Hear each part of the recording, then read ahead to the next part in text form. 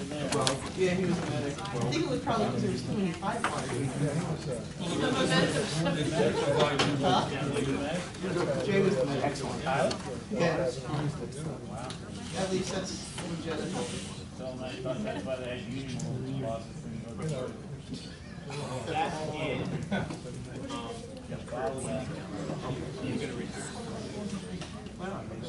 They automatically needed to that's like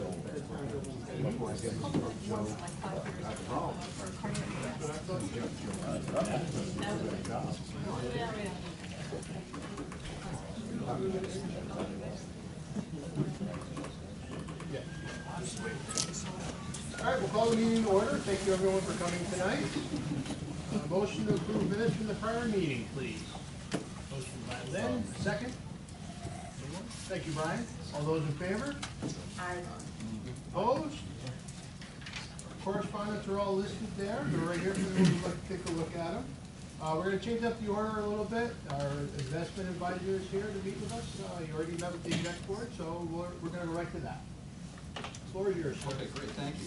Good evening, everybody. Thank you for giving me some time out of your meeting. I'll be brief and open it up to questions. My name is Jim Watkinson. I work with RBC Wealth Management. For those of you who are not familiar with that, we are the U.S. division of the Royal Bank of Canada. We handle their investments for institutions and individuals in the United States. I've been working with this organization for about 6 years now. 2010 is when we first started. At that point in time, there was some cash that had accumulated that was, we were looking for an objective to get a greater rate of return than just sitting in the money market.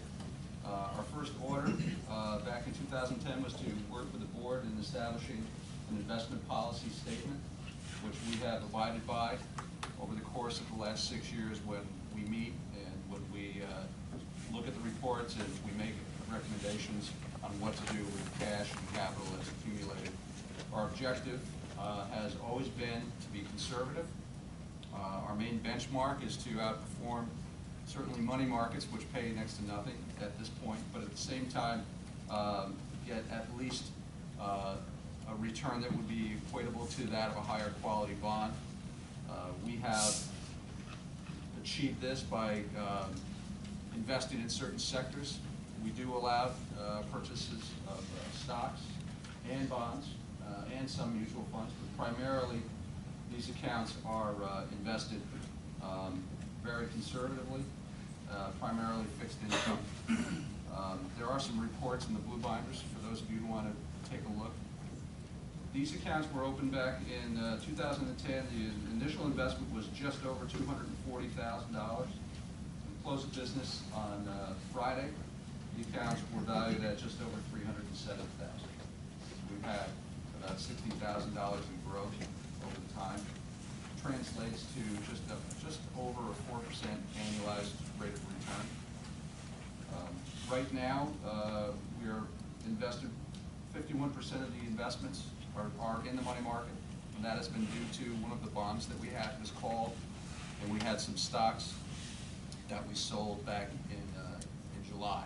That money's remained in the money market since then. Currently, 43% of the portfolio is in insured taxable municipal bonds, and then 6% remains just invested in stocks. We just did the account review, looked over the portfolio performance. Year to date, the portfolio is actually up slightly, largely due to the fact that we have very little exposure in stocks. As you know, those of you who have been paying attention, the markets have been a little bit rocky, in particular really since last August, but really even more so since the end of 2015. So tonight we sat down and reviewed the accounts. We discussed some opportunities that I see in the market. We are looking to reallocate about 1/2 of the available cash to the strategy of taxable municipal bonds, and I'll be getting back to Steve on that with recommendations tomorrow. That will leave still a fair amount of cash available in the accounts. We're gonna leave about $80,000 available in cash in the account to review later in the year, to decide whether or not we want to pursue more bonds, more stocks, or just leave it as we are. But typically with the reporting, I meet with the board at least semi-annually. And then annually, I think this is my second or third time I've met with the general members. So with that, I will open it up for questions, see if anybody has any questions or concerns that they may want to ask. Anybody have any questions for Jim? I know I went over it very quickly, but I know you guys are pressed for time. So. All right. Thank you, sir. That's it. Appreciate your time. Well, thank you very much for your time, and hope you enjoy the rest of your evening. Thanks. So you making a motion? Thank you again. So I made a motion in the executive committee to allocate 50% of our available cash in the RBC investment account to move it from cash or money markets and purchase of taxable municipal bonds. When Jim did review our investment policy statement, he does not have any recommendations for change at this time.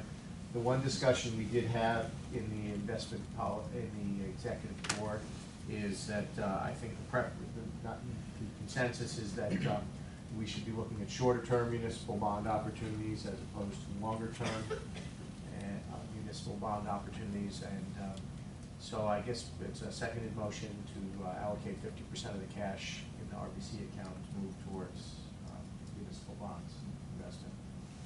That will bring our account to approximately 25% cash, 6% equities, and then the remainder, so around 70% would be in taxable municipal bonds.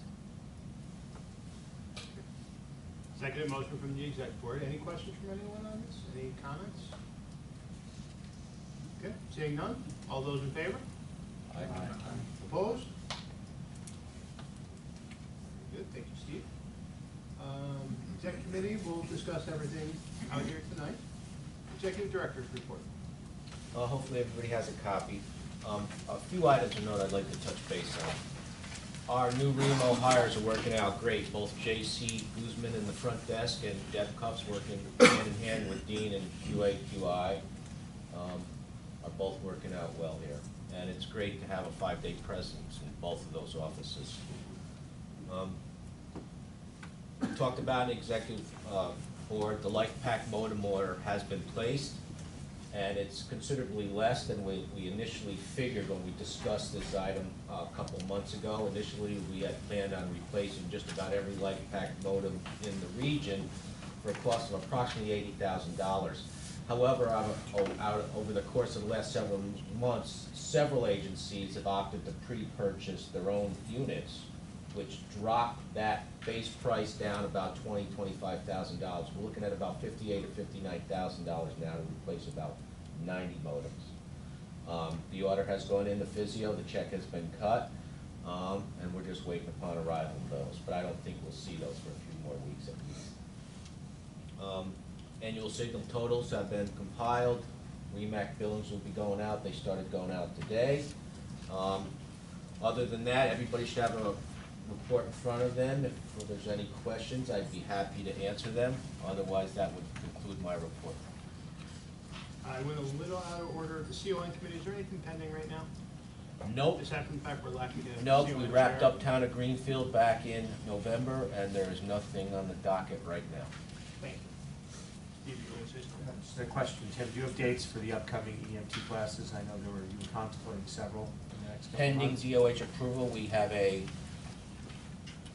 Remo day class, a Remo night class, and a Clarksville EMT night class coming up. Applications have been submitted to DOH. We're just waiting on course numbers, then we will announce those. Okay, thanks.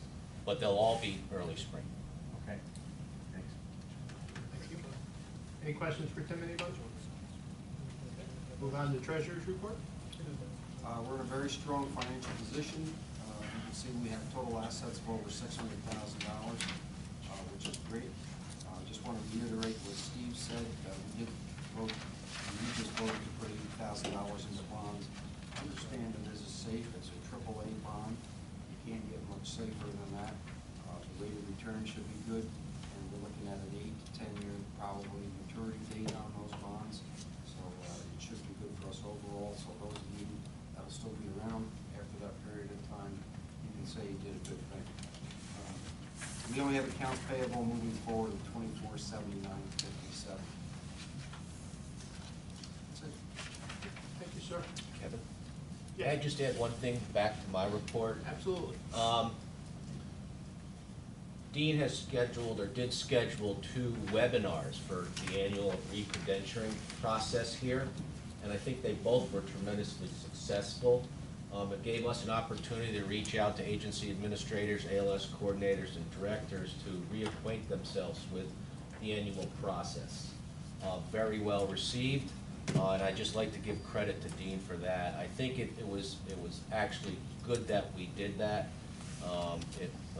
Tremendous amount of participation there, and I think that stated, or made it obvious that it was warranted and needed to do that. So I'd just like to recognize Dean's efforts in that. Very good. Medical Director, Mac, Academic. A couple of things. First, we start with the medical director. I just returned from the National Association of EMS Physicians meeting out in San Diego. Somehow on a day like today, when it's a little chilly, that sounds even better. Just feel better. We were wearing coats every day in San Diego. A little chilly, fell into the 50s. But one of the things that we did there is spend a lot of time chatting between the medical directors about how our protocols are being developed, what kinds of things that we're doing. And something that was very nice to see is that the protocols really are right on the, not on the cutting edge, but just behind the cutting edge where I think we'd like them to be. We want them to be thinking about really our patients first, making sure our providers are capable of doing this, and that frankly our providers are doing things exactly the way they should be to become a national business. So this was really good to see. From a REMAC perspective, things that we have going on, and I think are really important for us to think about. The REMAC will drop to 6 meetings next year. As I look back in our minutes, we actually approved 5. We're going to end up scheduling 6 to make sure we can get our business done. We found that we were missing some forums, and in the process of instituting a new bylaws for the Medical Advisory Committee, which we frankly have never had, we will also said we will have 6 meetings. For those of you that are going to plan on that, that should be February, April, June, and then likely September, October, September, October, and December would be my expectation. But we'll keep you posted on those dates. The things that we'll be doing in February that many of you may be very interested in doing, we'll have a webinar at the beginning of the February meeting being done by Pete Antebi. Pete, those of you that don't know, is a pediatric emergency physician and medical director of a countywide system in Florida. He has a product out there called the Antebi system that he's been marketing for years. This actually webinar is not going to focus on the product that he sells, but the product that accompanies it, which is actually a computerized or smartphone enabled dosing program for pediatrics. You remember a few years ago, this organization actually agreed to spend some money on the eBraslo system if we could merge it into the protocol. And frankly, after we started the discussion with eBraslo, they evaporated. The Antebi web app looks like it would provide us many of the same advantages. Basically, you put the weight of your patient in. Every drug that we have at our disposal would be in the application. So if you were to tap on epinephrine and put your weight in for your patient, or the color of the length-based resuscitation tape in, it would then come up with the appropriate dose and volume that you would need to administer to that patient in the course of the resuscitation.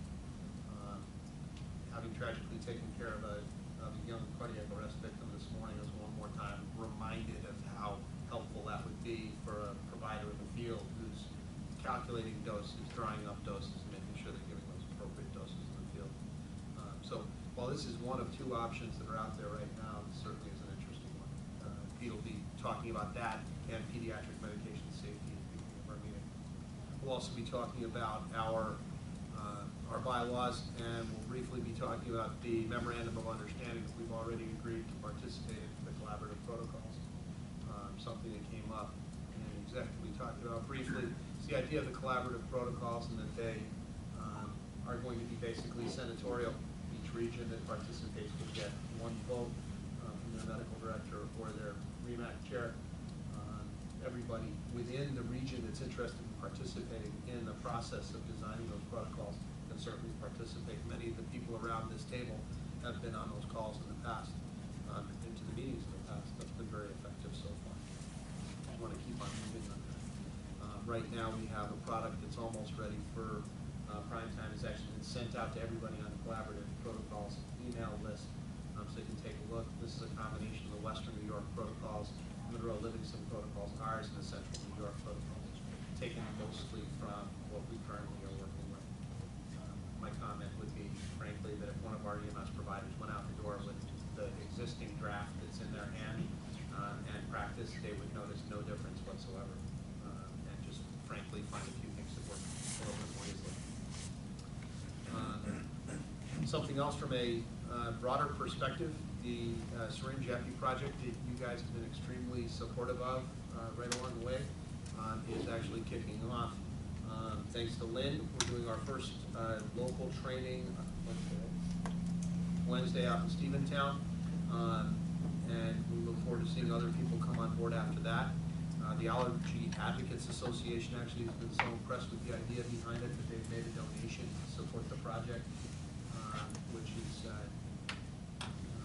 helping a lot because Monroe Livingston region has expended a significant amount of money on this project along the way. So I look forward to other people getting involved in this. The syringes are in, and frankly, they look really good. All they have on them is the .15 and the .3, just like we talked about. So this should be very exciting. And Mission Lifeline is going well so far. We're seeing increased feedback from the hospitals to the field providers, and hopefully that'll translate into more success. We certainly are seeing what seems to be an increase in the number of 12 leads that are being performed on patients that have the potential to have cardiac presentations, which is exactly what we had hoped to find. So I think things are going very well. Thank you, Kevin. Thank you.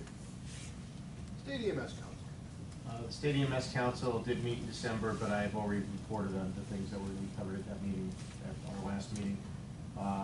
We're meeting in March, and a couple topics will be the hallmark of, other than the things Dr. Daly mentioned that really come from the CMAC side that also get done at the Remsco. We're going to be focusing on a couple things. First thing is workforce. Whether you're on the paid side or the volunteer side, we're struggling to have enough people to provide EMS coverage in most communities. And so we're going to try and start digging into some data, collecting information so we can use in public policy. If there's a shortage of people volunteering, then what can we do about it? And if there's a shortage of people entering EMS as a paid career, then what can we do about it? Second, I think there's going to be a focus on rural EMS, not as much that will affect some parts of this region, but certainly we have some parts of this region that are all volunteer, rural, that are definitely struggling. And so the Bureau has been up into North Country a number of times to try and talk about how we can work on rural EMS issues. I think that'll be very important. And the third thing is going to be how we as EMS providers fit into the evolving collaboratives called district, which is where the state is using a very large sum of money to try and get healthcare providers to work with each other to lower inappropriate hospitalization, inappropriate emergency room use, and inappropriate readmissions to hospitals. So it's just beginning to be discussed how EMS providers fit into this with all these big entities like hospitals and nursing homes.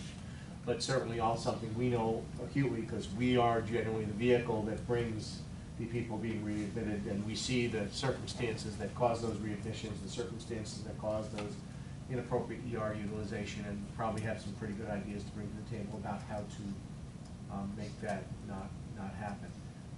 Then we'll put the continued focus on community paramedicine and probably the 4 focuses for the Remsco in this upcoming 2016 season. Thank you, sir. Nurses Committee. We're meeting this Wednesday at St. Peter's at 3 o'clock. Thank you. MCI committee. No report at this time, but as you know, Jim Reagan served on that committee with me, and Jim is in the sunny south, so I would certainly entertain anybody else that would like to work with me on that committee. Thank you, sir. Membership committee? We have new appointments for Saratoga County. The representatives are Kevin Robert, Fred Fowler, and Tracy Weir, with an alternate of Ashley Edwards. Welcome, Tracy. She's cool, be nice. Nominating committee? Thank you to Carol Brandt, Maria Walker, and Steve Kroll for offering to assist with the award committee, and I'll be in touch with you soon. How about the nominating committee? Did you ask me that? I did. Oh. Sorry, I was excited about the awards. Nominating committee, no wonder Steve looked at me like, what? We put forth the slate of Anne Marie Cross for chair, Steve Kroll for first vice chair, Steve Retzlaff for second vice chair, PJ Keeler for treasurer, and myself for secretary. Thank you very much.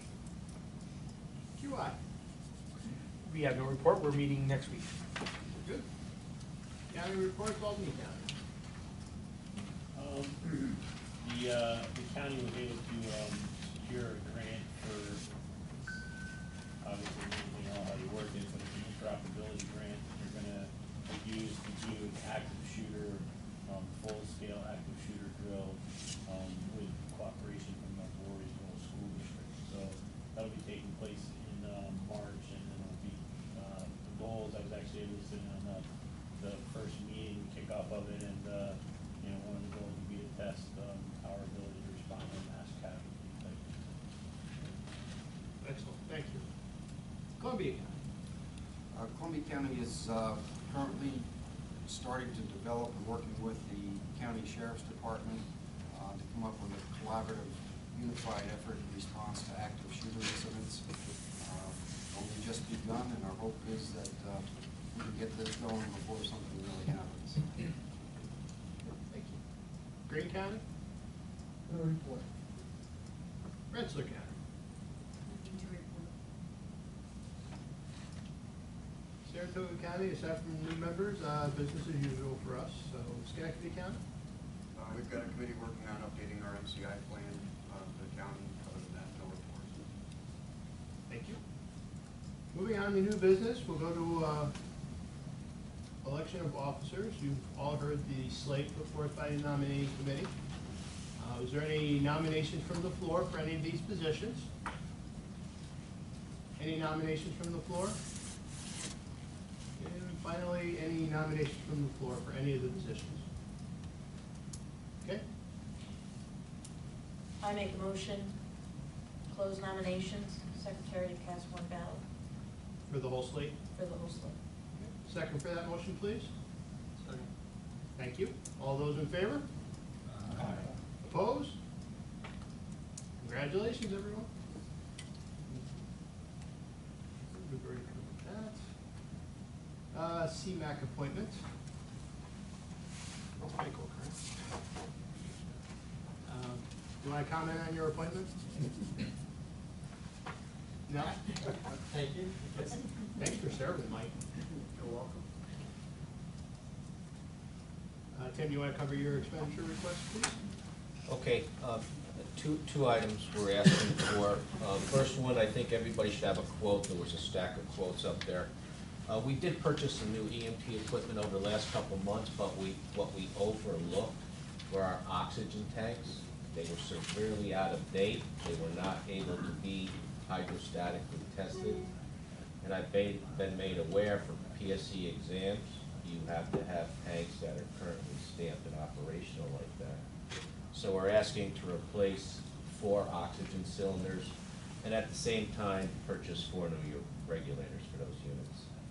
Additionally, I'm asking for a computer replacement for my office not to exceed $1,000, basically just for the processor itself. Even though the computer's only 5 years old, I purchased a new operating system that would hopefully allow me to complete the new state deliverables template they sent. My computer wouldn't support it, won't support the operating system. It'll open it, but it'll take about 15 minutes for it to open it. So I'm asking the council for approval just to purchase a new computer processor, which will allow me to hopefully get my deliverables and other remote work done. Second motion from exec board to approve these expenditures. Any questions from anyone? All those in favor? Aye. Opposed? All right, dovetailing, you're next. Okay, Remo lease. We currently pay $3,500 per month for our lease. If you've all noticed, we had a temporary barrier here to keep the cold air from that hallway out. Our restock room, or an equipment room, has been maxed out. Right there, if anybody would like to look, is a storage room, roughly half the size of our back storage room. I approached the landlord one day when I met him to ask him if he'd be interested in renting that space and help us alleviate some of the overflow from the back room. He asked me to give him a price, so I threw $50 out there per month, and he was very happy to take that. We entered into a gentleman's agreement for the last month for the $50, just so we could get this work done and start moving stuff there. But I'd like to approach the council to make that a formally approved increase to the rent. Rent would go from $3,500 to $3,550 a month to reflect the addition of the new storage space. This is a second motion to approve from the exec board as well, so any questions from anyone? All those in favor? Aye. Opposed?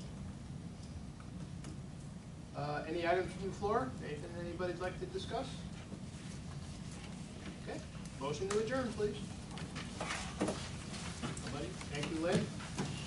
Actually, before adjourn, one thing that I could, just to recognize, we can do this more formally later, but to recognize Kevin as our outgoing chair, who, not his first time to his chair, I don't know how many years, but in addition to serving as chair, Kevin was CON committee chair for many years, and that's one of the more time-consuming and thankless of the jobs you can have. So just thank you to you for everything you've done. Thank you, sir. I appreciate it. All right, meeting adjourned. Thank you, everyone.